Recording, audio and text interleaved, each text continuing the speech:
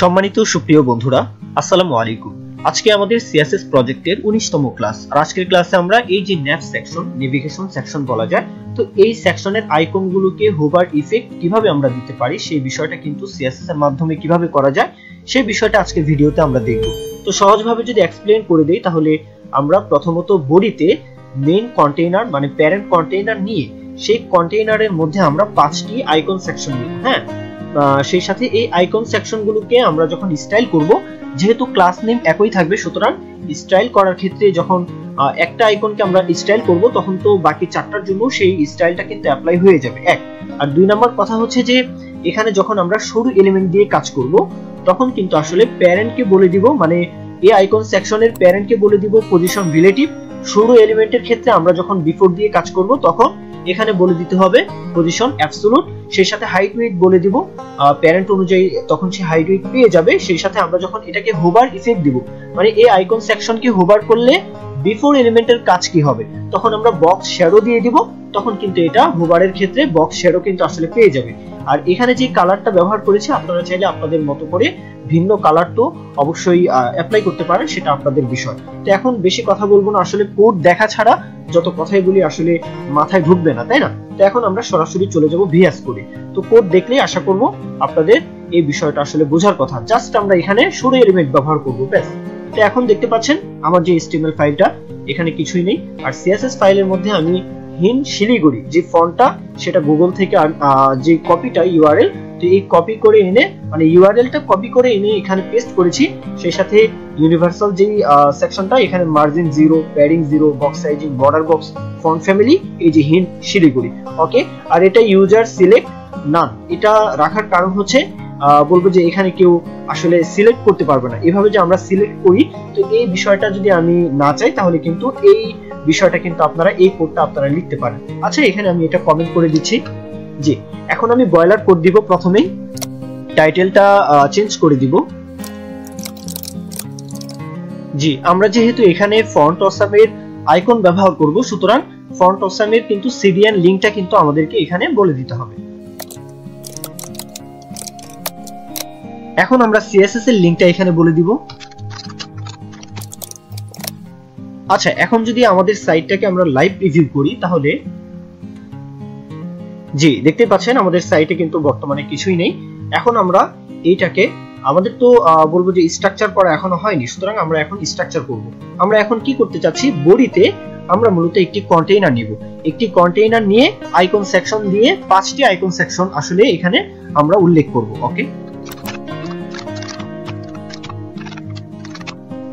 এখন এই সেকশনগুলোর মধ্যে আমরা ফন্ট অসাম থেকে যে আইকনগুলো আমরা চাচ্ছি সেগুলোর লিংক কপি করে এনে জাস্ট এখানে পেস্ট করে দিব।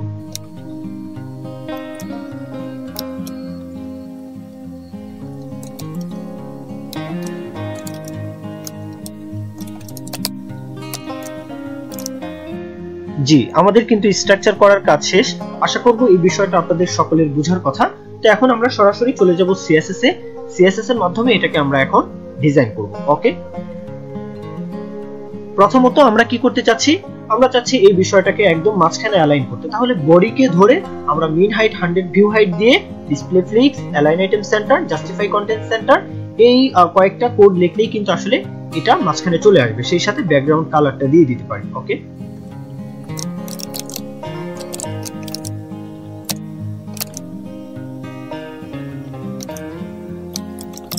আচ্ছা, আমাদেরকে এখন কি করতে হবে, আমরা এই যে আইকন, এই আইকনগুলোকে একই সারিতে নিয়ে আসতে চাচ্ছি, এটা পাশাপাশি আনতে চাচ্ছি আর কি। তাহলে এই যে মূল কন্টেইনার, এই কন্টেইনারকে ধরে আমরা কি করব, display flicks, align item centre, just এই দুইটা কোড লিখতে হবে। সেই সাথে গ্যাপ যদি প্রয়োজন হয় তাহলে আমরা গ্যাপ দিয়ে দিতে পারি, ওকে।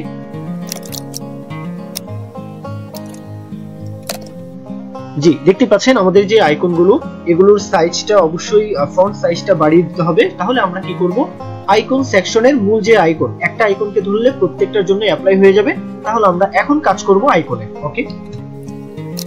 আচ্ছা, প্রথমত এই আইকনগুলোকে আমাদেরকে পজিশন রিলেটিভ দিতে হবে, কারণ আমরা শুধু এলিমেন্টের কাজ করব, ওকে। তারপর আমরা এটার হাইট উইডথ বলে দিব, যেহেতু আমরা প্রত্যেকটা আইকনের বৃত্তের একটা শেপ দিতে চাচ্ছি, তাই না? তাহলে হাইট উইডথ বলে দিতে হবে। যখনই আমরা হাইট উইডথ বলে দিব তখনই কি হবে, এটা কিন্তু আসলে একদম স্টার্ট হবে একদম শুরু থেকে, মানে কন্টেইনারের শুরু থেকে কিন্তু স্টার্ট হবে। তখন এটাকে মাঝখানে অ্যালাইন করার জন্য ডিসপ্লে ফ্লিক্স সেই আগের মতো align item centre, justify content centre, এটার কালার দিয়ে দিব। এটা যেহেতু ব্ল্যাক এর দিকে, কালারটা কিন্তু ব্ল্যাক এর দিকে, আমরা চাচ্ছি এটার কালারটা ব্ল্যাক এর দিকেও থাকবে না, আবার তো হোয়াইটও থাকবে না, ব্ল্যাক এর দিকেই থাকবে। তবে কালার কোডটা আমরা কিন্তু চেঞ্জ করে দিব, সেই সাথে বলবো ফন্ট সাইজটা বাড়িয়ে দিব। দেখতে থাকুন। এখন আমরা হাইট যা দিব উইডথ তাই দিব, যেহেতু আমরা বৃত্তের শেপ দিব, তাই না?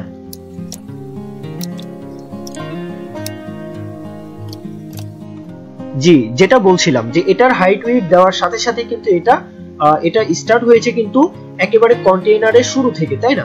তাহলে এটাকে মাঝখানে অ্যালাইন করার জন্য কি করব? সে আগের তরিকা, display flicks, align item centre, justify content centre. এখন আমরা এই আইকনগুলোর ফন্ট সাইজটা বাড়িয়ে দিব। এখন এটার কালারটা চেঞ্জ করে দিতে পারি।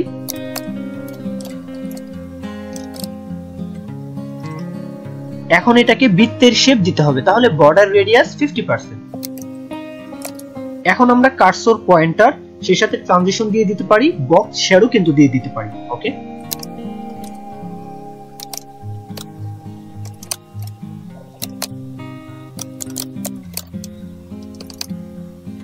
জি দেখতে পাচ্ছেন আমাদের কিন্তু বলবো যে আইকনের যে স্টাইল করার কাজ শেষ। এখন আমরা শুরু এলিমেন্টের কাজ করব বিফোর এর মাধ্যমে। এটাকে আমরা কিভাবে ইফেক্ট দিতে চাচ্ছি সেই বিষয়টা কিন্তু এখন দেখব। ওকে, প্রথমেই শুরু এলিমেন্টের মধ্যে কন্টেন্ট দিতে হয়, যেহেতু আমরা এখানে কন্টেন্টে কিছুই রাখবো না, তাহলে কন্টেন্টটা ফাঁকা থাকবে। পজিশন অ্যাবসলিউট, হাইট উইডথ বলে দিব, ব্যাকগ্রাউন্ড কালার দিয়ে দিব। ব্যাকগ্রাউন্ড কালারটা যখনই দিব তখন কিন্তু এটাকে জেড ইন্ডেক্স কিন্তু দেওয়ার প্রয়োজন হবে। দেখতে থাকুন।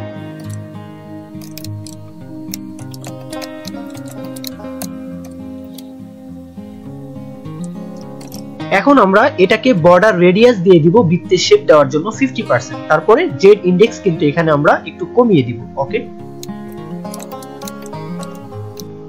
জি একটু ভালোভাবে লক্ষ্য করুন, আমরা যে ব্যাকগ্রাউন্ডে কালারটা ব্যবহার করেছি, এই যে কালার কোডটা 07FFEE, তো এই কালারটা কিন্তু আসলে ব্যাকগ্রাউন্ডে বর্ডারের মতো শো হচ্ছে, তাই না? তাহলে আমরা চাচ্ছি যে এই কালারটা যেন বলবো না দেখা যায়, তাহলে আমরা কি করতে পারি? ট্রান্সফর্ম ব্যবহার করতে পারি। সেই সাথে যেহেতু হোভার ইফেক্ট দিতে হবে, সুতরাং আমরা কিন্তু ট্রানজিশন ব্যবহার করতে পারি। ওকে,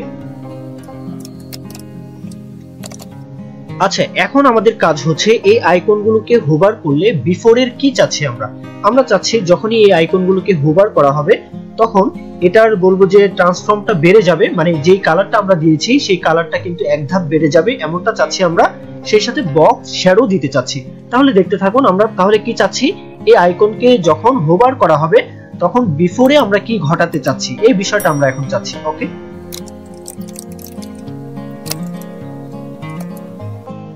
জি দেখতে পাচ্ছেন বিফোরের যে ব্যাকগ্রাউন্ড কালারটা, সেই ব্যাকগ্রাউন্ড কালারটা কিন্তু হোভার করার সাথে সাথে এই ট্রান্সফর্ম স্কেল অনুযায়ী এক ধাপ কিন্তু আসলে বেড়ে গিয়েছে। দেখতে পাচ্ছেন। এখন আমরা বক্স শ্যাডোটা কিন্তু এখানে বলে দিতে পারি।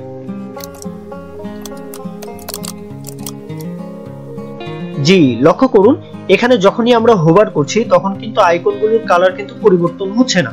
তাহলে কি করব? আমরা আইকনকে হোভার করলে এটার কালারটা পরিবর্তন হতে হবে, তাই না? তাহলে আমরা এই আইকনকে ধরে হোভার ইফেক্টটা জাস্ট এখানে আমরা বলে দিব। ওকে,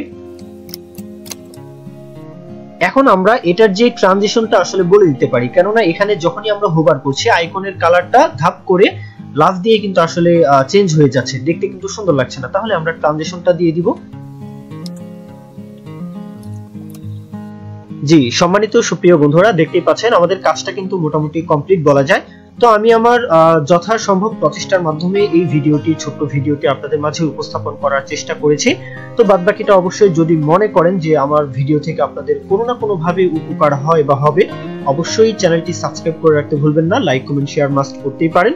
তো এই পর্যন্তই ভিডিও, সকলেই ভালো থাকবেন, সকলের জন্য শুভকামনা। পরবর্তী ভিডিও দেখার জন্য নিমন্ত্রণ। তো যাই হোক, সকলেই ভালো থাকবেন। আল্লাহ হাফিজ, আসসালামু আলাইকুম।